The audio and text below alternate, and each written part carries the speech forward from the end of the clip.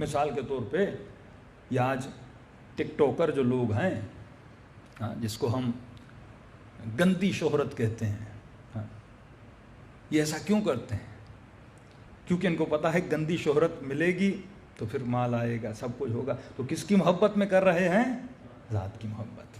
اور جب سماج اور معاشرہ شیطانی ہو، دیکھیے اتنا خطرناک معاشرہ ہو چکا ہے پاکستان کا، اگر کوئی اسلامی حکومت ہوتی تو ایسے لوگوں کو پھانسی پہ چڑھا دینا چاہیے تھا. یہ مفسد فی الارض ہیں. ایک مرتبہ میں گنہگار ہوں، میں شرابی ہوں مثلا، میں بدکار ہوں، لیکن میں چھپ کے گناہ کرتا ہوں، کسی کا لینا دینا اس سے نہیں ہے. سزا اسلام کب دیتا ہے؟ دیکھیے ایک زانی ہے، اس نے زنا کی ہے، اسلام کہتا ہے کہ 4 گواہ لاؤ. اچھا ان گواہوں نے اسے بالفعل وہ گناہ کرتے ہوئے دیکھا ہو، یہ نہ کہ سنا ہو، بالفعل. اسلام اتنا دقیق ہے. اور پھر علماء میں بحث چھڑی، وہ گواہ کیسا جس نے یہ منظر دیکھا؟ کیونکہ گواہ کا عادل ہونا ضروری ہے، اور عادل بندہ ایسے منظر کبھی دیکھتا نہیں ہے. کتنی سختی ہے اسلام میں. 4 گواہ عادل ہوں، اور ایسے عادل ہوں جنہوں نے دیکھا ہو. وہ عادل کیسا جو ایسا گندا منظر دیکھے؟ مطلب گواہی دینے والا عادل رہا نہیں. تو اس کا مطلب اگر کوئی گھر میں فعل کرے، 4 بندے بھی دیکھیں، تو یہاں پر بھی چھوٹ اسلام میں ہے، کیونکہ ان گواہوں کی عدالت آپ کو نظر نہیں آتی. مطلب اسلام سزا کب دینا چاہتا ہے؟ جب یہ فعل کرنے والا اتنا لوگوں کے سامنے گناہ آ کر کرے. کیونکہ جب معاشرے میں آ کے، جیسے قوم لوط گناہ کرتی تھی، تو معاشرے میں علی اعلان، اب یہ باعث بن رہا ہے فساد کا. سخت ترین سزا اگر خدا کی ہے تو زانی کی ہے، اسپیشلی وہ زانی جو شادی شدہ ہو کر ایسا گناہ کرے. تو اسلام کہتا ہے اسے زمین میں آدھا دفن کیا جائے اور اتنے پتھر مارے جائیں. ایون یہ بھی کہا پتھر مارنے والے بھی وہ ہوں جنہوں نے خود یہ گناہ نہ کیا ہو، تاکہ معاشرے میں یہ بیماری ختم ہو جائے. کا مولا اتنی سخت سزا کا، کیونکہ خدا غیرت مند ہے. وہ کبھی برداشت نہیں کرتا کہ کوئی معاشرے کو اتنا فاسد کرے. اور فقہ اور شریعت کی کمی کی وجہ سے، انفارمیشن نہ ہونے کی وجہ سے مجھے کئی فون کالز آئے کہ لوگوں کو پتہ ہی نہیں کہ مولانا ایک شادی شدہ عورت کے ساتھ تعلق بنا، اس خاتون نے طلاق لے لی ہے، اب کیا میں اس سے شادی کر سکتا ہوں؟ اور کئیوں نے شادیاں کر بھی لیں. دوسری فقہ میں شادی ہو سکتی ہے، لیکن فقہ اہل بیت میں اگر کسی شخص کا کسی شادی شدہ عورت کے ساتھ الیاذ باللہ اگر کوئی تعلق تھا اور بعد میں تاکہ طلاق لے بھی لے، فرماتے یہ حرام ابد ہے، تو کبھی بھی اس عورت سے شادی نہیں کر سکتا، حرام ابد ہے.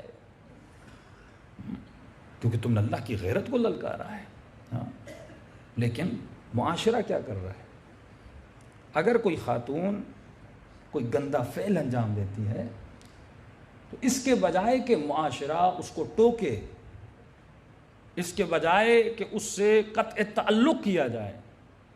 کیوں فرمایا اگر کوئی شرابی ہے، زانی ہے اور مشہور ہے، مثلا بعض لوگ مفسد مشہور ہو جاتے ہیں، سب کو پتا ہے مولانا یہ رات کو شراب پیتا ہے، یہ شرابی ہے. ایسے بندے کے ساتھ اٹھنا بیٹھنا، ایک ٹیبل پہ کھانا حرام ہے. کیوں؟ کیونکہ تو اگر اس کے ساتھ گھومے گا تو بدنام ہوگا. ابھی آؤں گا صفات میں. یہ تو ابتدائی صفات ہے، تم نے قلب کو پاک کر لیا. معاشرے میں تجھے کیسے چلنا ہے یہ بھی معصومین تجھے بتائیں گے.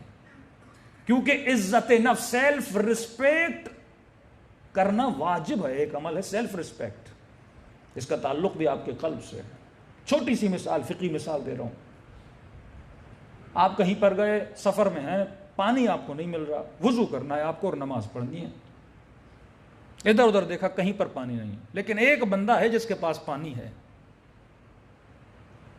فقہ کہتی ہے اگر اس شخص سے آپ پانی لیں اور پانی لینے کے بعد وہ بار بار احسان جتلائے کہ میں نے تجھے پانی دیا تھا، میں نے تجھے پانی دیا تھا، اور جس کے بار بار احسان جتلانے سے تیری سیلف رسپیکٹ ہرٹ ہو، تو تجھے اجازت نہیں ہے اس سے پانی مانگ کے وضو کرو. تم مٹی سے تیمم کر لو، لیکن اپنی عزت نفس کو تباہ نہ کرو. اتنی اہمیت ہے انسان کی سیلف رسپیکٹ کی، لیکن یہاں پر عزت نفس پامال کی جاتی ہے۔ لیکن پھر کیا ہوتا ہے، وہ خاتون یا وہ مرد اگر گندا کام کرتا ہے، میڈیا اسے رسپیکٹ دیتا ہے۔ گندا کام کرنے والی کو یا کرنے والے کو کیا دیتا ہے؟ رسپیکٹ۔ اسے شوز میں بلایا جاتا ہے، ٹاک شوز میں بلایا جاتا ہے، مارننگ شوز میں بلایا جاتا ہے، ایز اے سیلیبریٹی بلایا جاتا ہے اور اپریشیٹ کیا جاتا ہے۔ اس کے نتیجے میں اسے مال دیا جاتا ہے، دولت دی جاتی ہے، وقفے دیے جاتے ہیں، ڈرامے دیے جاتے ہیں، تاکہ یہ گندگی بری چیز نہ مانی جائے، اسے بھی اچھا مانا جائے۔ کیوں؟ کیونکہ ہدف زندگی اخلاق نہیں ہے۔ ہدف زندگی جب مال بن جائے، معاش بن جائے، کہ کچھ بھی کرو پیسہ کماؤ، کچھ بھی کرو مال کماؤ۔ اہل بیت فرماتے ہیں کچھ بھی نہیں، مال کماؤ، ہم تجھے منع نہیں کرتے، لیکن عزت کے راستے سے، ذلتوں کے راستے سے مال نہ کمانا، چوری سے مال نہ کمانا، ہیرون کے ذریعے سے مال نہ کمانا، شراب کو بیچ کر مال نہ کمانا، کیونکہ تو مسلم ہے، اور اگر تو خود اپنی عزت نہیں کرے گا تو قیامت میں خدا بھی تیری عزت نہیں کرے گا۔ ہر وہ فعل جس سے تمہاری سیلف تباہ و برباد ہو جائے، قطعاً اجازت نہیں ہے کسی ایسے بندے کے پاس کام کرو جو ڈیلی تمہیں بے عزت کرے، جو ڈیلی تمہاری سیلف رسپیکٹ کو ہرٹ کرے۔